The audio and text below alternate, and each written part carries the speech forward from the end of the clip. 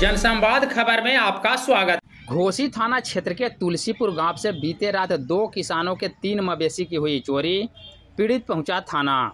दरअसल मामला घोसी थाना क्षेत्र के तुलसीपुर गांव का है, जहां एक बार फिर चोरों का आतंक किसानों पर कहर ढाया है। चोरों ने गौरव कुमार एवं देवेंद्र शर्मा नामक 2 किसानों के 3 मवेशी को चुरा ले भागा है, जिसकी कीमत लाखों में है। इस सिलसिले में पीड़ित का बताना है कि वह अपने गौशाला में रोज की भांति अपने मवेशियों को बांध रखा था, लेकिन सुबह जब नींद खुली तो उनके मवेशी गायब मिले। बता दें कि इन दिनों इलाके में मवेशी चोरी की घटनाओं में काफ़ी इजाफा हुआ है। अब तक दर्जनों की संख्या में चोरी की वारदात हो चुकी है, लेकिन पुलिस केवल हाथ पर हाथ धरे है। अब तक एक भी मामले का उद्भेदन नहीं हुआ है। लगातार इलाके में बढ़ रहे मवेशी चोरी की घटनाओं से किसान दहशत में हैं और उनकी आर्थिक स्थिति खराब हो रही है। क्या हुआ? भैंस गाय दोनों चोरी हो गया है। कब? गया थी 28 तारीख के रात में। कौन ले गया, कुछ पता चला?